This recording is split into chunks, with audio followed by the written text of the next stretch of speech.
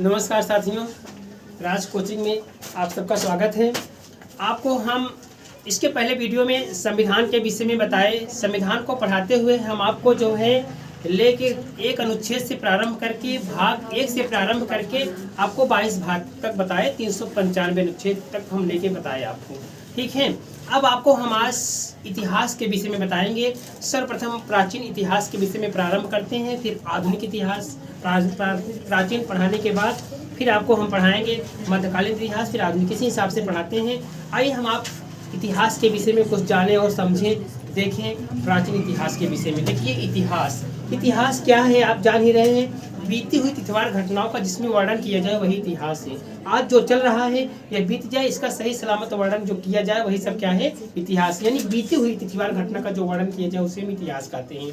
आइए देखिए इतिहास के विषय में। इतिहास, प्राचीन भारत का इतिहास आपको बताते हैं। प्राचीन भारत का इतिहास को तीन भागों में बांटने का श्रेय जो है क्रिस्टोफ जो है एक इतिहासकार है, उनका नाम है क्रिस्टोफ सेलियस। 1638 में उसने इतिहास को 3 भागों में बांटा है। क्वेश्चन पूछता है इतिहास को किसने 3 भागों में बांटा है, तो उनका नाम है क्रिस्टोफ सेलियस। क्रिस्टोफ सेलियस, इन्होंने इतिहास को 3 भागों में बांटा है। प्राचीन भारत का इतिहास, मध्यकालीन भारत का इतिहास और आधुनिक भारत का इतिहास। तो आइए देखते हैं कुछ इतिहासकार ने इतिहास को क्या कहा है। और सबसे इम्पोर्टेंट चीज, इतिहास शब्द का उल्लेख सर्वप्रथम कहाँ मिला है, तो इतिहास शब्द का उल्लेख सर्वप्रथम जो है हमें अथर्ववेद में मिलता है। इतिहास शब्द का सर्वप्रथम उल्लेख कहाँ मिलता है, अथर्ववेद जो है इसमें सर्वप्रथम इतिहास शब्द का उल्लेख मिलता है, ठीक है। इतना तक हुआ। सबसे इम्पोर्टेंट चीज, इतिहास को 3 भागों में बांटने का श्रेय किसको जाता है, क्रिस्टोफ सेलियस। 1638 में इसने इतिहास को 3 भागों में बांटा। एक चीज, इतिहास का उल्लेख सर्वप्रथम कहाँ मिलता है, अथर्ववेद में। इतिहास का उल्लेख सर्वप्रथम कहाँ मिलता है, अथर्ववेद में, ठीक है। और उस प्रकार देखेंगे तो भारतवर्ष जो होता है, भारतवर्ष का उल्लेख कहाँ मिलता है, खारवेल के हाथी गुफा अभिलेख में। और भारत जो है इसको जो है जम्बूद्वीप भी कहा जाता है, भारतवर्ष भी कहा जाता है, इंडिया भी मतलब कहा जाता है। इसके कई नाम हैं। आइए हम देखते हैं बर्नी ने इतिहास को क्या कहा है। कुछ विचारक हैं, 1-2 पॉइंट हम आपको बताते हैं बर्नी ने क्या कहा है। बर्नी ने कहा है इतिहास को विज्ञान की रानी कहा है। बर्नी ने इतिहास को क्या कहा है, विज्ञान की रानी कहा है। वहीं ब्यूरी के अनुसार, ब्यूरी ने कहा इतिहास विज्ञान है, न कम न ज्यादा। ब्यूरी ने कहा इतिहास विज्ञान है, न कम न ज्यादा। और वहीं इन्होंने क्या कहा है, ब्यूरी देखिए 2 है, ब्यूरी और बर्नी। ब्यूरी कहते हैं इतिहास विज्ञान है, न कम न ज्यादा, लेकिन बर्नी कहते हैं इतिहास विज्ञान की रानी है। बस इतना जानिए, बहुत लोग कुछ कहे हैं। और कौटिल्य ने तो कहा इतिहास को, कुछ तमाम विचारक कुछ न कुछ इतिहास के विषय में कहें, लेकिन हम आपको इतना बताते हैं। फिर आइए देखिए, पुराणों में भारतवर्ष अर्थात भारत का देश जो कि एक कबीला का नाम था, ठीक है। भारतवर्ष जो हमारा देश है एक कबीला का नाम था, भारत एक कबीला था, ठीक है। उसी कबीले के नाम पे जो है इसको जो है भारत कहा गया।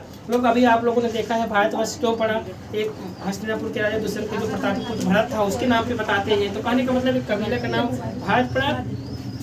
चीन वाले भारत को प्यार से इंतु कहते थे। क्या कहते थे, इंतु कहते थे। चीनी लोग जो भारत के होते हैं, चीनी लोग जो है भारत का नाम जो है उनको इंतु भी कहते हैं, भारतवर्ष को।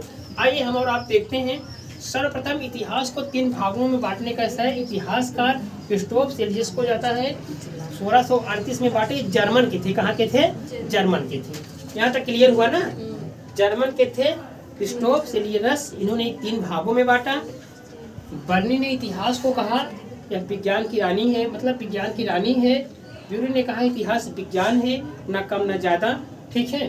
और पुराणों में भारतवर्ष अर्थात भारत का देश जो कि एक कबीला का नाम था, जो हमारे देश का नाम भारत है, जम्बूद्वीप है, आर्यवर्त है, हिंदुस्तान है, भारत के कई नाम हैं। चीन वालों ने भारत को इंतु कहते थे, पुकारते थे, इंतु कहते थे चीनी लोग। तो आइए देखिए इतिहास जानने की स्रोत क्या होते हैं। सबसे इम्पोर्टेंट, कैसे हम जान पाएंगे इतिहास जानने के स्रोत जो है 2 प्रकार के स्रोत है। एक साहित्यिक स्रोत, एक है पुरातात्विक स्रोत। एक क्या है, साहित्यिक स्रोत है, और एक क्या है, पुरातात्विक स्रोत है। इतिहास जानने के स्रोत साहित्यिक स्रोत में जैसे धर्म ग्रंथ हैं, ठीक है, बड़े बड़े धर्म ग्रंथ हैं।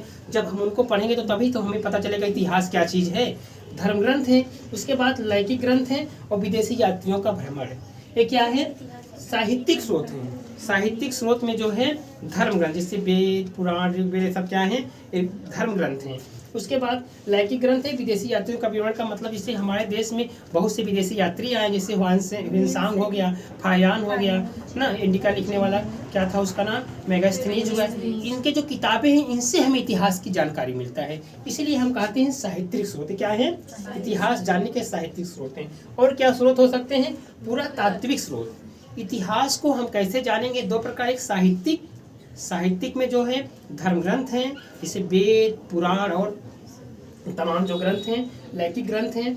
और विदेशी यात्रियों का भ्रमण। विदेशी यात्रियों का भ्रमण का मतलब हमारे देश में बहुत से विदेशी यात्री आए, हिंदुस्तान को जिस प्रकार देखा और लिखे। इससे एक मेगास्थनीज आया था, उन्होंने कहा हिंदुस्तान के लोग बहुत ईमानदार होते हैं, यहाँ के रहन सहन देखकर मेगास्थनीज ने कहा हिंदुस्तान के लोग दास नहीं होते हैं। उन्होंने चूंटियाँ खोदने वाले कहते हैं यहाँ की चूंटियाँ सोना खोदती हैं।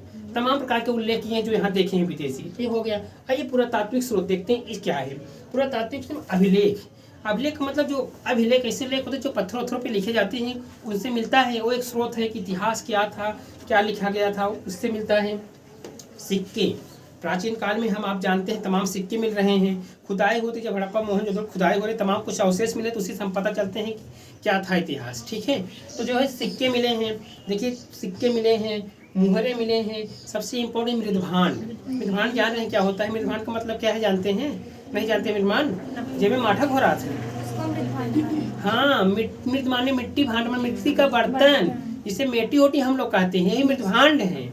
मिट्टी के जो बर्तन होते हैं, अभी जाएंगे काली ओली बंगा में देखे तो वहाँ सब पड़े तो पुराण मिलते हैं, सब देखे जाते हैं कि ये देखिए अवशेष हैं। तब मतलब पता चलता है कि कैसे लोग यूज करते थे, कौन से बर्तन में प्रयोग करते थे। ये जो है पुरातात्विक स्रोत हैं इतिहास जानने के। इतिहास जानने के पुरातात्विक स्रोत में क्या चीज़ है? नंबर 1 अभिलेख है, दूसरा है सिक्के हैं, तीसरा है मृदभांड है, चौथा है मोहरे हैं, पांचवा स्मारक चित्रकला है। देखिए आप जाएंगे गुफाओं में कुछ चित्र बनाया गया है, तब लोग देखते हैं कि गुप्त काल के हैं, किस काल के हैं, ये सब जो है इसके स्रोत हैं। ठीक है, इन सब को जानते हुए हम आइए देखते हैं। सबसे पहले जो है इसमें वेद के विषय में जानेंगे। ठीक है, वेद देखिए, वेद को संकलन करता कौन है? उनका नाम है कृष्णद्वैपायन। वेद के जो संकलन करता है इनका नाम क्या है? कृष्णद्वैपायन है। इन्हें वेद व्यास कहकर पुकारा जाता है, वेद व्यास भी कहा जाता है। पूछता है वेद के रचनाकार कौन है? कृष्णद्वैपायन। एकदम याद कर लीजिए जबान पे, कृष्णद्वैपायन जो है ये वेद के जो है रचनाकार हैं। अब आइए आपको सबसे पहले बताते हैं कितने वेद हैं? 4 वेद हैं। ऋग्वेद, यजुर्वेद, सामवेद और अथर्ववेद। ठीक है, ये वेद से हर समय क्वेश्चन पूछता है, और क्वेश्चन जो है पूछता है और पूछेगा भी। आइए हम आपको सबसे पहले ऋग्वेद के विषय में बताते हैं। ठीक है, ऋग्वेद के विषय में आइए जानिए। ऋग्वेद देखिए, इसमें कितने मंडल हैं? 10 मंडल हैं। पूछता है ऋग्वेद में कितने मंडल हैं? 10 मंडल हैं। और 1028 क्या है? सूक्तियाँ हैं। इसको भी जानकारी रखना। 1028 सूक्तियाँ। देखिए ऋग्वेद में 10 मंडल हैं, 1028 सूक्तियाँ हैं और 10,462 ऋचाएँ हैं।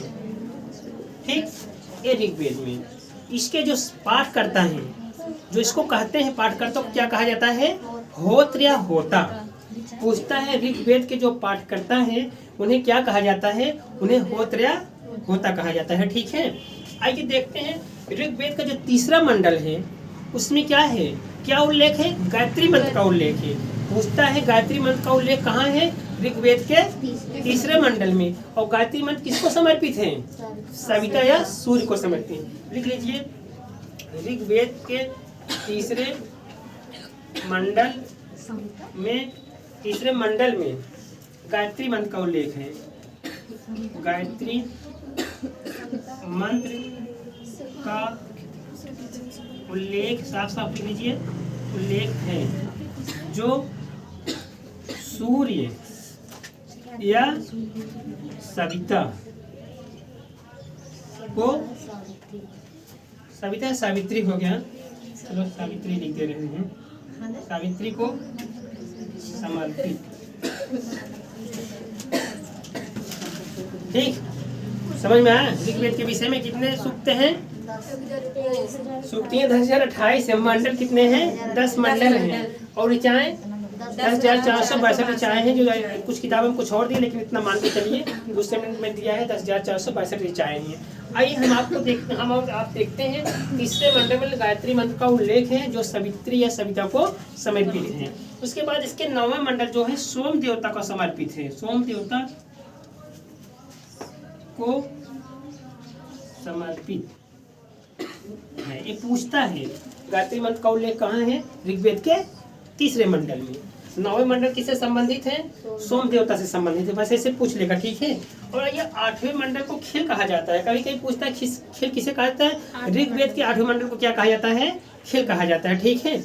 आइए फिर हम देखते हैं 4 वर्णों का उल्लेख ऋग्वेद के 10वें मंडल में, बहुत इंपॉर्टेंट है। 4 वर्ण जो ब्राह्मण, क्षत्रिय, वैश्य और शूद्र, इनका वर्णन कहाँ है? ऋग्वेद के 10वें मंडल में है, ठीक है। 4 वर्णों का उल्लेख ऋग्वेद के 10वें मंडल में है, ठीक है। ऋग्वेद के 10वें मंडल में किसका उल्लेख है? 4 जो है, जिसे ब्राह्मण, क्षत्रिय, वैश्य। और उधर कहाँ है?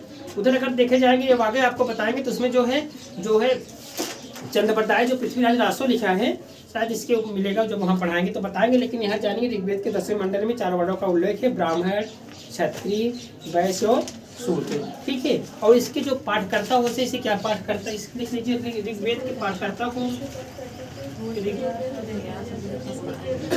ऋग्वेद के पाठकर्ता को होत्र या होता कहा जाता है, होता कहा जाता है। इतना तक ये पूछता है ऋग्वेद से, ठीक है। इसके बाहर नहीं पूछेगा। अब आगे आपको हम इसके बाद बताते हैं। देखिए ऋग्वेद जो है, इसके बाद हम आपको बताएंगे अगला वेद, ठीक है। ऋग्वेद के बाद क्या बताएंगे? हाँ, यजुर्वेद बताते हैं, ठीक है।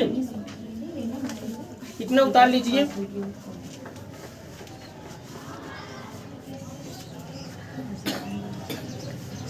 और एक चीज इसमें क्वेश्चन पूछता है, या क्वेश्चन थोड़ा सा और लिख लीजिएगा, ठीक है। ऋग्वेद में जो है पूछता है इंद्र का कितनी बार उल्लेख है? बताओ आप लोग। हाँ, ऋग्वेद में इनका कितनी बार उल्लेख है?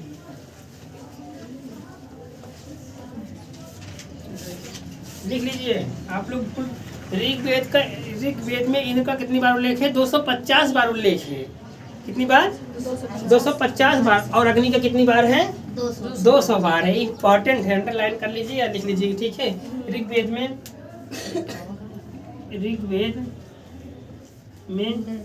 इंद्र का 250 बार उल्लेख है, ठीक है। फिर लिख लीजिए ऋग्वेद में अग्नि का 200 बार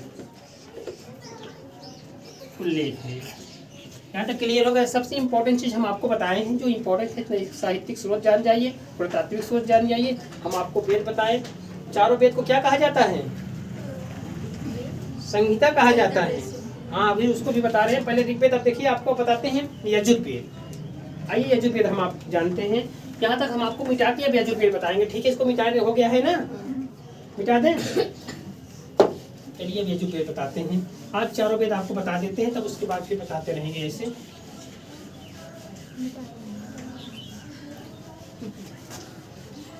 नोट्स बना लीजिएगा और इसको इस आराम से लिख लीजिएगा।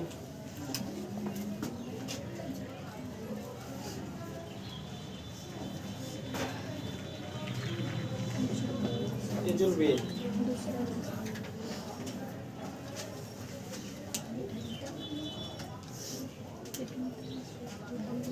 देखिए, यजुर्वेद जो होता है, इसके जैसे उसमें हमने आपको बताया कि ऋग्वेद के जो पाठकर्ता है, इसे क्या कहा जाता है? होत्र, होता, ठीक है। तो यजुर्वेद के जो पाठकर्ता होते हैं, इनके पाठकर्ता को, यजुर्वेद के पाठकर्ता को क्या कहा जाता है? बता सकता है कोई? हाँ, अर्धवायु कहा जाता है, ठीक है। अर्धवायु लिख लीजिए। अर्धवायु नहीं है, अर्धवायु, अर्धवायु कहा जाता है, बस, ठीक है।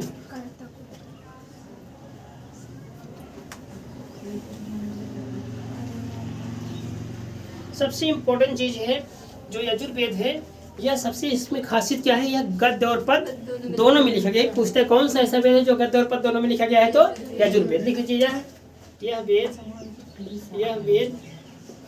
गद्य और पद्य दोनों में लिखा गया है, दोनों में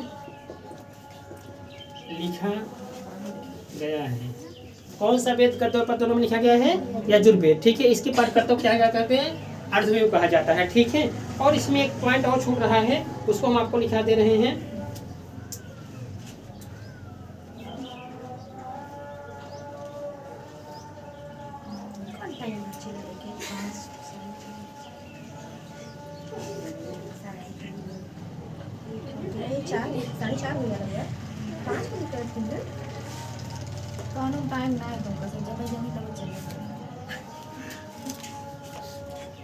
आइए अब देखते हैं यजुर्वेद हो गया। अब क्या देखेंगे,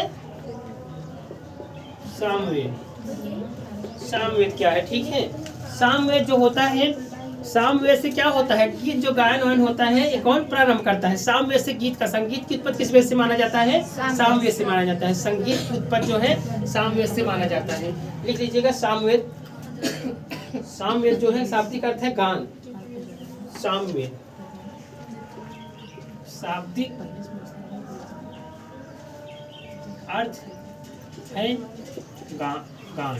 ऋग्वेद का शाब्दिक अर्थ है गान। यहीं से इसी वेद से जो है संगीत की उत्पत्ति माना जाता है। ठीक है, संगीत किस वेद से माना जाता है, सामवेद से। अब इसका जो पाठकर्ता होता है इसे क्या कहा जाता है, सामवेद के पाठकर्ता को क्या कहा जाता है, हाँ उद्राति।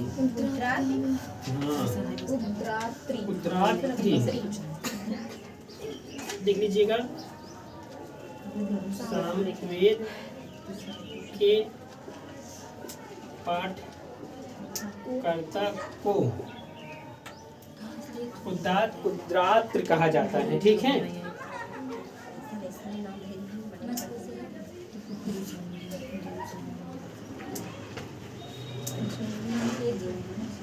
इसमें कितने सूक्त हैं, 1018 नहीं 1810। इसमें जो है 1810 सूक्त हैं। ठीक है, सूक्त है।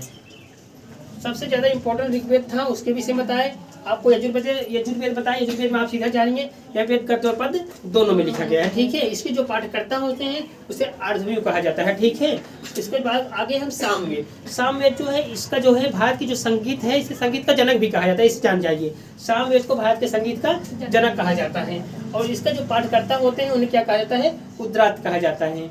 और यह जो है जो इसमें जो है 1810 सूक्त हैं। कितने सूक्त हैं, 1810 किसमें, सामवेद में। अब आइए हम आपको बताते हैं अंतिम क्या है, अथर्ववेद। क्या है, अथर्ववेद। ऋग्वेद हो गया, ऋग्वेद हो गया, यजुर्वेद हो गया, सामवेद हो गया, और क्या हो गया अब आया अथर्ववेद। लिख लीजिएगा, मिटा दें, हो गया है। ठीक है, वही सोच रहे हैं ना। आइए देखिए अथर्ववेद।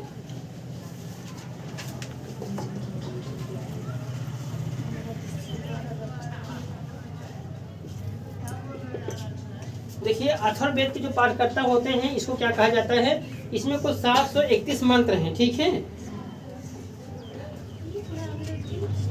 लिख लीजिएगा अथर्व ऋषि जो थे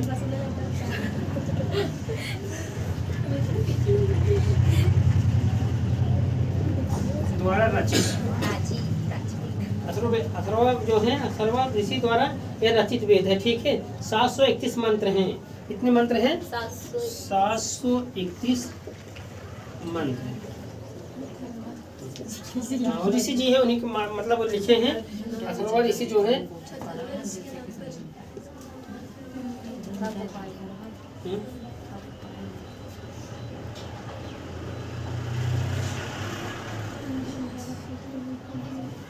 अथर्व ऋषि द्वारा रचित वेद है। इसमें जो है 731 क्या है मंत्र हैं। किसमें, अथर्ववेद में। इसके जो है 6000 क्या है पद हैं। कितने हैं, इसको भी लिख लीजिएगा, अथर्ववेद है 6000 पद हैं।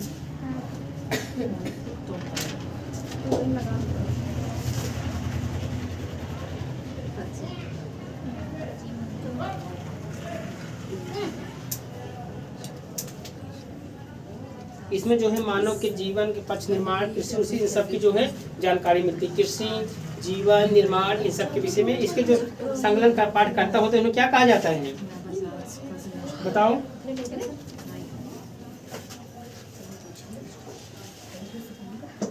यहाँ तक उतार लीजिए। देखिए अथर्ववेद तक हम आए थे ना, उन सबको बताते हुए अथर्ववेद। अथर्ववेद जो है अथर्वण इसी द्वारा रचित 731 मंत्र हैं। कितने मंत्र हैं? 700 के। अथर्वा ऋषि हैं, अथर्व एक ऋषि हैं, इन्होंने इसको जो है रचा है। इसमें 731 क्या है? मंत्र हैं। ठीक है, 6000 पद्य हैं। किसमें? अथर्ववेद में। ठीक है, यह जो वेद होता है यह जादू टोना, इसके बाद जो है कृषि की उन्नत व्यापारिक मार्ग का गहन रोग निवारण, प्रणय गीत, राजा का चुनाव, वनस्पतियों, औषधियों, जादू टोना, अंधविश्वास का वर्णन मिलता है। किसमें मिलता है इन सब चीज? अथर्ववेद में। वो जादू टोना पूछ ले, जादू टोना किसमें मिलता है? अथर्ववेद में। कृषि की उन्नत व्यापारिक, इसके बाद जो है औषधियाँ, राजा का चुनाव सब किसमें मिलता है? अथर्ववेद में मिलता है। ठीक है, और इसको जो इसमें जो है सभा और समिति को प्रजापति की 2 पुत्रियां कहा गया, इम्पोर्टेंट है। इसमें जो है प्रजापति को सभा और समिति की 2 पुत्रियां कहा गया है अथर्ववेद में। और कौन सा ऐसा वेद है जो जो नाम लिखा गया है? यजुर्वेद है। ठीक है, इतना हम और आप ध्यान देंगे। ठीक है, इसके बाद जो है शाखा ऋग्वेद से जुड़ी एकमात्र जीवित शाखा है। इसमें जो है 2 होते हैं, शुक्ल यजुर्वेद एवं कृष्ण यजुर्वेद होते हैं। ठीक है, शुक्ल यजुर्वेद और कृष्ण यजुर्वेद। किसमें? शाखा ऋग्वेद से जुड़ी मात्र शाखा है। ठीक है, और इसमें जो है जिसकी पाठ करते हैं इसे ब्रह्म कहा जाता है। क्या कहा जाता है? ब्रह्म कहा जाता है। इतना तक हम आप जाने। इसके बाद जो है अगले नेक्स्ट वीडियो में फिर हम आपको बताएंगे। ठीक है, फिर मिलेंगे नेक्स्ट वीडियो में। तब तक के लिए नमस्कार।